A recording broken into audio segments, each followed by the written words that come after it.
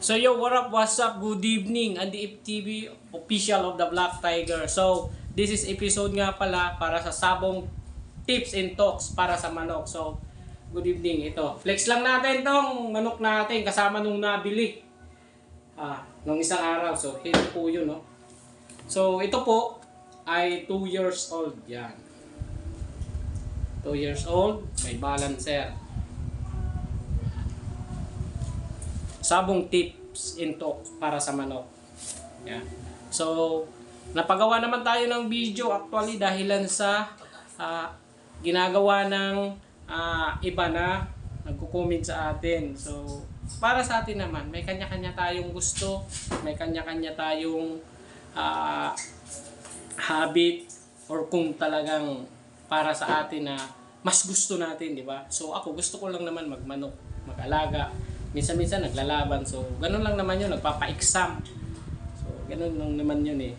So, para naman sa nag-comment, sabi niya nga, nag-comment siya na, "Boss, nagba-vlog ka na pala." So, masasabi ko dun, matagal na. Dati pa. So, dito sa Kumpod, ako nga yung nauna. Yan yun. Diba? Tapos sabi niya, "Di ka naman sisikat." Ano daw? Di ako sisikat. Bakit? Di mo ba ako pinapanood? Ikaw nga, napanood mo yung video ko. Ayaw mo lang mag-comment sa comment section. Di ba? Ano mo masabing hindi sisikat? Napanood mo nga. Dumaan nga sa cellphone mo. Di ba? So, ganun lang naman yun. Hindi naman pati ko nagpapasikat. Sa atin lang naman, kung sumikat, di okay lang.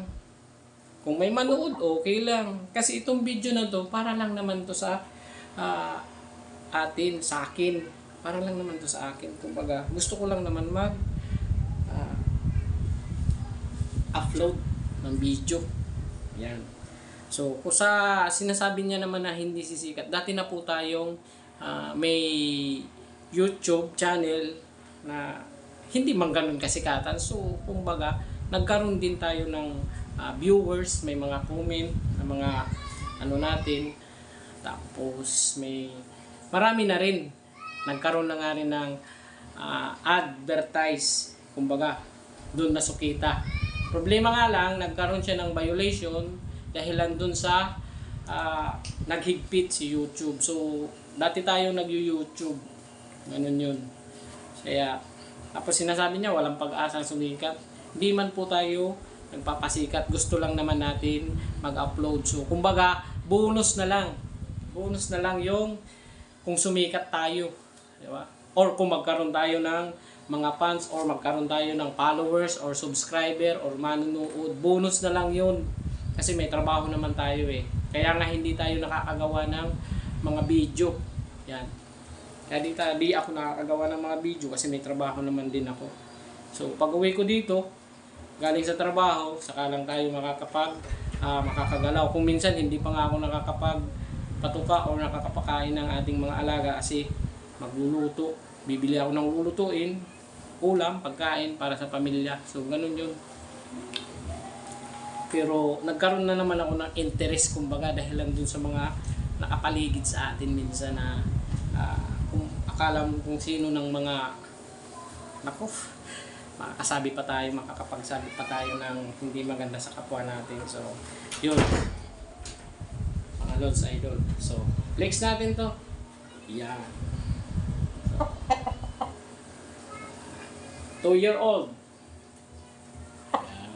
So, ito po ay may balancer. Yan. Yung balancer natin, DIY yan. DIY lang yung balancer natin. So, pinutulan natin ng kaunti yung kanyang tahig dahil sa medyo mahaba na. Yan. Pero mabait na manok to. Hindi to katulad ng ibang manok na medyo may tapang talaga.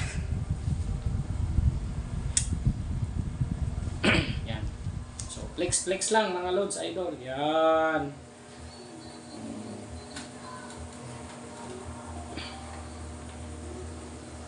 Sa nagsasabi na hindi sisikat, okay lang naman yun. Yan, haba ng buntot, ang ganda oh.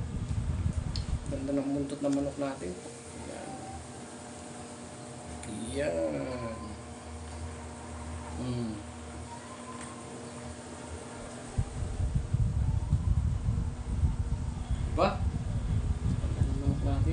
Biruin mo yun, di ka pa nga sikat, may buzzer ka na, in person pa.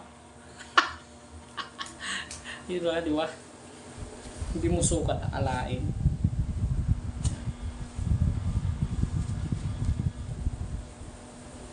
Bango, bagong ligo to oh. Amoy na amoy pa yung shampoo. So wash out kasabay ng shampoo. Yan. Wash out yan, tapos nilalagyan natin ng shampoo pag ito ay ating pinapaliguan.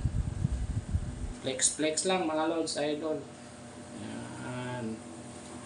So iba, 6 nabinta na natin. Nasabi kasi walang kita sa manok, so hindi man ako gaanong nagalaw. Kaya dun sa nagsasabi na walang kita ang manok, pinakita lang natin na kaya natin gawing pera yun. Yan. Tulog na oh. Tulog na yung ating alaga.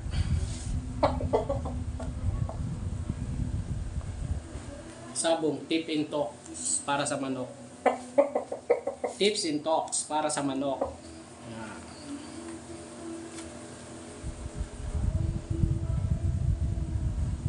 Flex lang mga lods idol.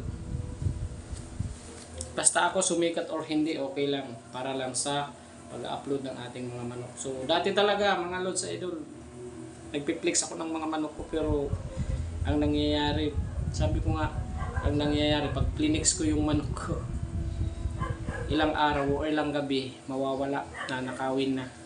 Kasi may followers, subscriber tayo na talagang pumapasok dito sa loob natin.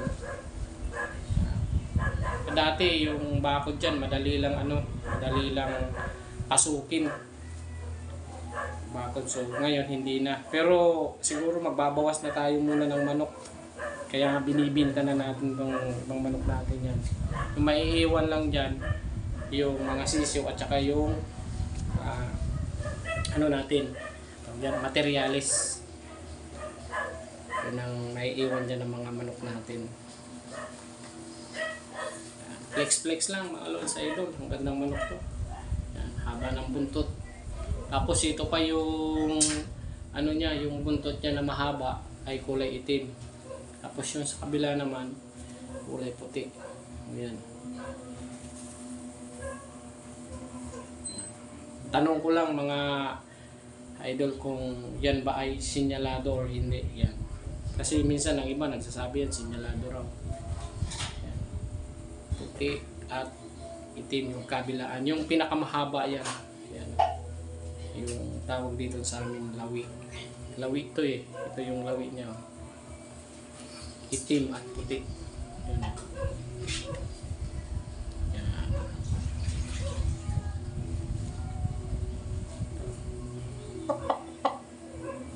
Roscom po. Yan. Roscom siya oh. Yung parang rosas ang palong. Yan. Roscom siya. Kung tawagin dito sa amin kanyunan. Yan, tawag dito sa Bicol, kanyunan. Sa iba hindi ko alam kung ano tawag sa kanila. Roscom. Yung parang rosas ang palong niya. Yan. Sa Bicol, kanyunan. Buong buo, walang bawas oh. Ganda ng mata, pulang-pulang mata niyan. Oh.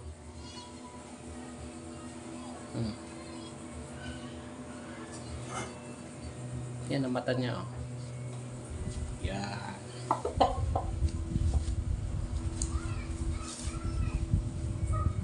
So siguro hanggang dito na lang muna mga lods idol. So good evening, hanggang sa muli. Post ko na lang, panoorin niyo.